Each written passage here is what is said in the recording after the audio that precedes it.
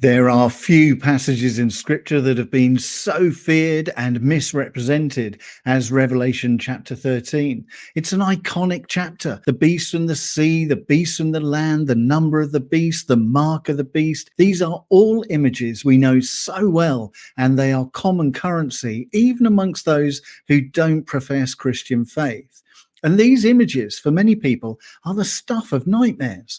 But if you've been following this series of podcasts on the book of Revelation, you'll know by now that when we drill down into the imagery and put it into its historical and cultural context, then the images lose their power to frighten us. Instead, they speak to us of basic truths that relate to the experience of the first hearers and have parallels for our own lives. And you know, Revelation chapter 13 is like that as well. We don't need to be frightened by this passage. So let's see what John is trying to tell us through all this really rich imagery. Welcome to the Faith in a Busy World podcast with me, Steve Griffiths. Well, verse 1 starts like this: "And I saw a beast rising out of the sea." Now, the imagery of the sea has a twofold impact here. Firstly, throughout Scripture, it's used as a symbol for chaos, which isn't surprising. We know the untamable nature of the sea, and we know from Scripture how the flood is a chaotic image in response to sin. And so we also recognize the power of the metaphor when Jesus calms the sea. And also, as we see at the end of the book of Revelation, the picture of heaven is a place where there will be no more sea, no more chaos. So the beast comes from out of the sea. And the sea is also the place from where the persecuting Roman Empire would have come in their boats across to Asia Minor, where Revelation was first read. The persecuting political powers that appeared on the horizon would have looked like a beast coming out of the sea. So already we can get a sense of where John is taking us in this chapter. The beast from the sea represents political powers throughout history that persecute Christians. "And I saw the beast rising out of the sea, and on its horns were 10 diadems, and on its heads were blasphemous names." A multitude of heads and horns, almost an exact replica of the dragon in Revelation 12, who represented the devil. And so I think that John is telling us that the beast is very much in the image of Satan. But there is one interesting difference. In Revelation 12, verse 3, we read that the dragon had 7 diadems on his heads. But in Revelation 13, verse 1, the beast has 10 diadems on his horns. In Revelation 12, the diadems represent political authority, and the horns represent aggression and power. And in Revelation 13, John places the diadems on the horns, which suggests that oppressive political regimes hold on to power through aggression and violence. And we see that in horrifying proportions across the world at the moment, don't we? And the rest of the description of this beast is actually related to Daniel chapter 7. "On its head were blasphemous names, and the beast that I saw was like a leopard. Its feet were like a bear's, and its mouth was like a lion's mouth." And in Daniel 7, we read, "In my vision, I saw 4 great beasts coming up out of the sea. The first was like a lion, the second looked like a bear, another beast appeared like a leopard. After this, I saw a 4th beast. It had great iron teeth and was devouring. It had 10 horns." For Daniel, these beasts represent 4 oppressive foreign powers. The lion represented Babylon, the bear represented Media, the leopard represented Persia, and the devouring beast represented the Greeks. All oppressive powers and regimes. And John sort of combines them all in his vision to make the point that it's not just Rome that he's thinking of with regard to the beast in the sea, but all oppressive regimes throughout history.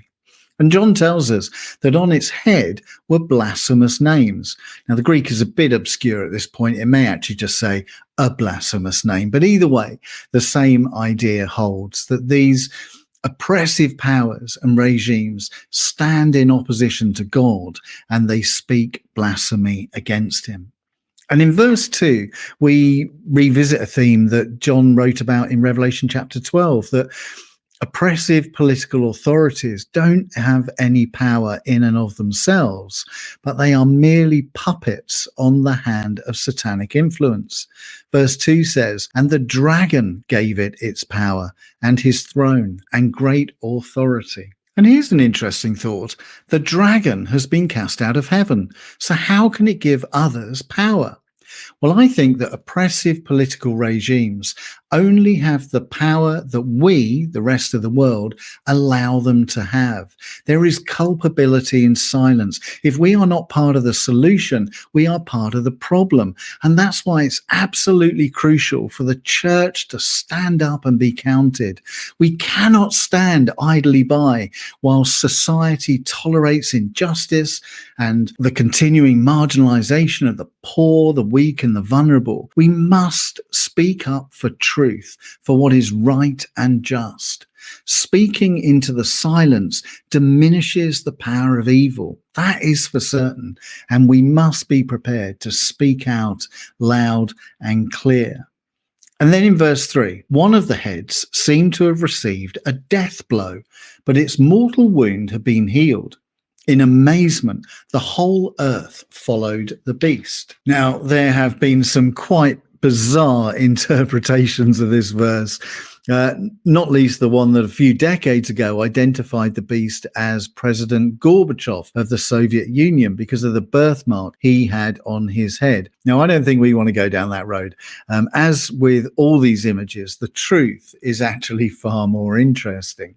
It seems that what John is actually referring to is a contemporary incident involving the Roman Emperor Nero. Now, Nero had committed suicide in AD 68, and Rome rejoiced at the news.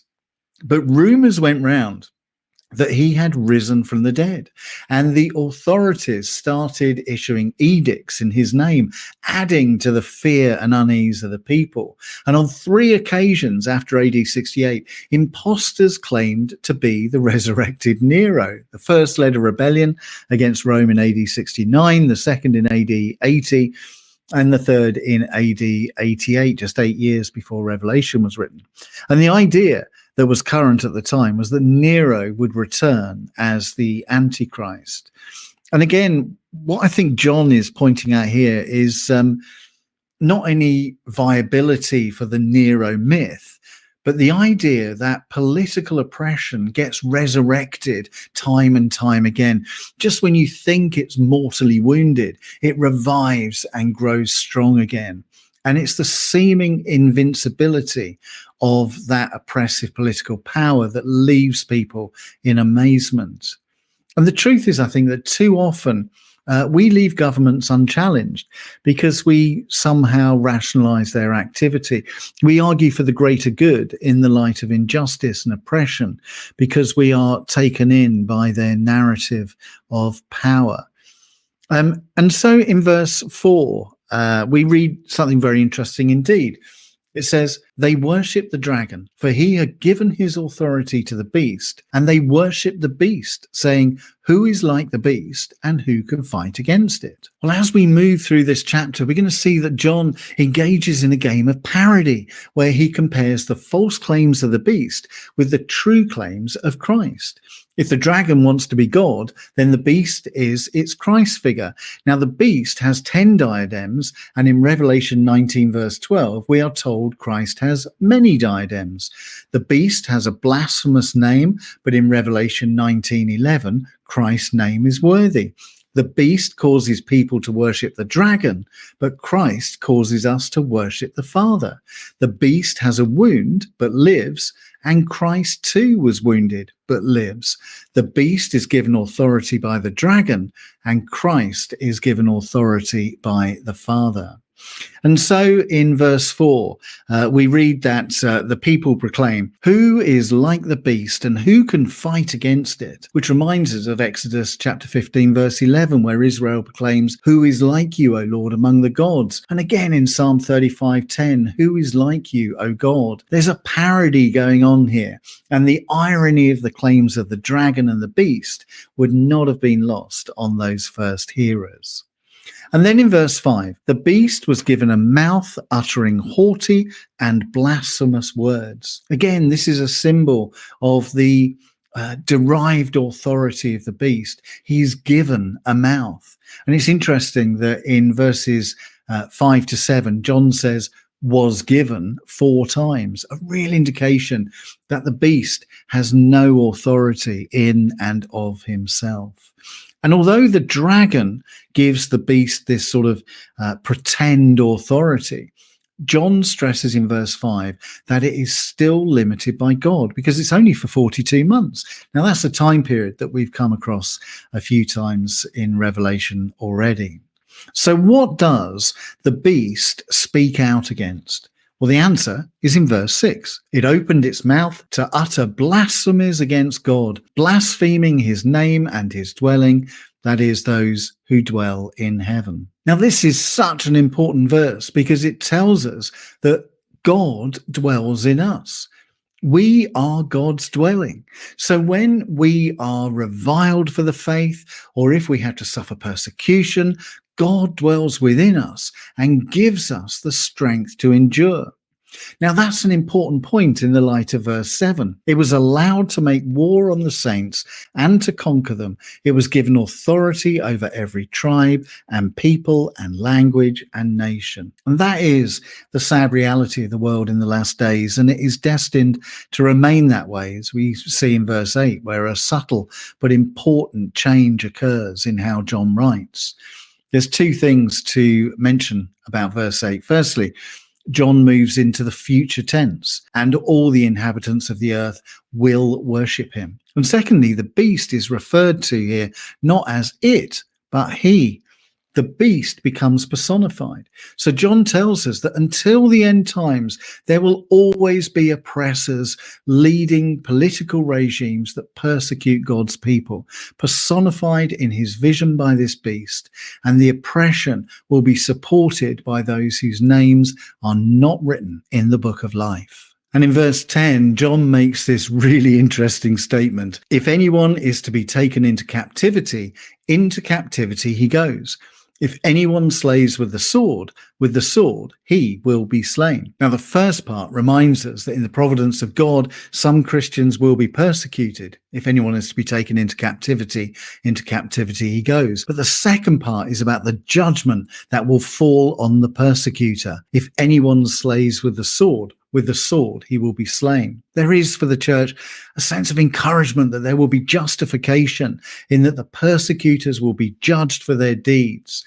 But John, ever the pastor, ever the bishop, recognizes the pain as well, because he ends verse 10 with such a compassionate comment. Here is the endurance and the faith of the saints. John acknowledges that it isn't an easy path to take, but remaining faithful under persecution and trial is the right way. It's the way of faith. It's the way of Christ on the cross. So the first beast then is political oppression and persecution of the saints. But in verse 11, John then introduces a second beast that he sees in the vision. But this one comes not from the sea, but from the earth. Verse 11, then I saw another beast that rose out of the earth. It had 2 horns like a lamb, and it spoke like a dragon. Now, this beast seems a bit less frightening than the first one, and it arises out of the earth, out of the midst of the people. It has power, represented by 2 horns, but it's like a lamb. And the word used for lamb here is the same as is used for Christ earlier in Revelation. So there seems to be something religious about the character of this beast. But for all its religiosity and meekness, it speaks like a dragon. And verse 12 is where we see the religiosity and the evil of the beast come together. It exercises all the authority of the first beast on its behalf, and it makes the earth and its inhabitants worship the first beast, whose mortal wound had been healed. It is clear what this beast is. It's the cult of emperor worship. The emperor at the time, Domitian, had the title Lord and God, and Roman citizens worshipped him as an incarnation of God. But what does that say to us today as we have no Roman emperor to worship? Well, I think John is drawing our attention to the way in which oppressive regimes often support their ideologies through religious beliefs. Faith based denominations, whether Christian or from other religions, often support political figures who are oppressive and whose politics don't reflect the truth of the faith. We remember the link between the Nazis and the Lutheran Church in the 1930s, each justifying the actions of the other, working together in anti-Semitism. We remember the South African apartheid movement that claimed Christianity as its basis for belief. We might think of some political figures in the world today whose policies are pretty doubtful at best, oppressive at worst, who have the backing of various religious groups. So the first beast and the second beast work together. They go hand in hand. The first beast oppresses people, and the second beast encourages the world to worship the first beast. And the second beast engages in great spiritual activities to get respect for itself. Verse 13, it performs great signs, even making fire come down from heaven to earth in the sight of all. Now, we shouldn't be surprised about this, because in Mark chapter 13:22, Jesus prophesied that this would happen. For false Christs and false prophets will appear and perform signs and miracles to deceive the elect. And of course, the idea of false prophets calling down fire from heaven reminds us of the story about Elijah and the prophets of Baal in 1 Kings 18. But the ultimate blasphemy, perhaps, is recorded in verse 15, and it was allowed to give breath to the image of the beast. Right back in Genesis, it's God who gives the breath of life. So for the beast to seek to usurp that gift is the most disgusting idolatry possible. And then finally, we come to verses 16 to 18 that have caused so much puzzlement and fear throughout the centuries. The mark of the beast and the number of the beast.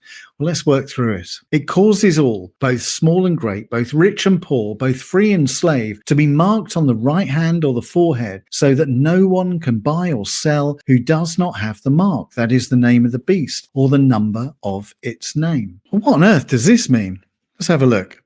What is clear is that the mark of the beast is related to economic hardship, and this has led to some quite bizarre interpretations in recent history.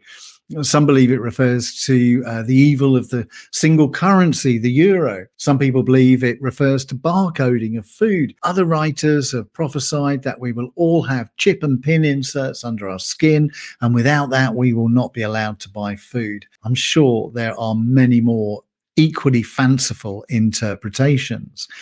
It seems to me that this is another very simple reference to the economic persecution of the faithful people of God. You'll remember right back in chapters 2 and 3 of Revelation how some Christians in the 7 churches were not allowed to buy food in the marketplace because of their faith, and how people would not buy from them, and it caused real economic hardship for them. And I think this is a repeat of the same idea. In Deuteronomy chapter 6, the people of Israel were given the commandment, love the Lord your God with all your heart, mind, soul, and strength. And such was the importance of committing their lives to God. They were given this instruction in Deuteronomy 6, verses 6 to 8. These commandments that I give you today are to be upon your hearts. Tie them as symbols on your hands and bind them on your foreheads. And as a result of this instruction, the Jews took to wearing phylacteries. You can still see them today, a little box on their forehead containing the law, and also writing of the law on their wrists as well. So on their wrists to remind them that their actions must show their love for God, and on their foreheads to remind them that their thinking must be honoring to God. And so in Revelation 13, the mark on the forehead and the wrist that the beast demands is not the law of God, but the values of the antichrist. John is saying that the beast causes people to think and behave in ways that are inspired by the antichrist, and that those who adhere to the ways of God will be economically disadvantaged, as he outlined in Revelations chapter 2 and 3. So what is the number of the beast that has caused so much interpretation through the years? Well, again, this number of 666 has drawn some quite bizarre theories out. Some have used the number to calculate a name. The title and the name Nero Caesar, when transliterated into Hebrew, comes to 666 when the letters are turned into numbers.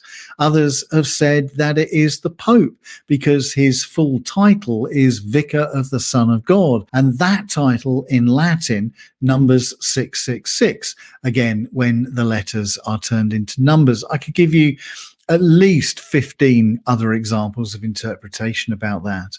And others have used the number to calculate a date or a period of time. The Great Fire of London was in 1666, and there was huge panic at that time that the antichrist had come and the fire marked the beginning of the end of the world.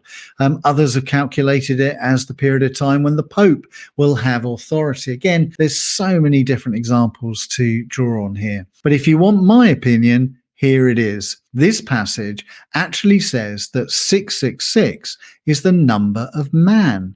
It is our number. Now, given how John uses numbers in the book of Revelation, we would assume that the number of perfection would be 777.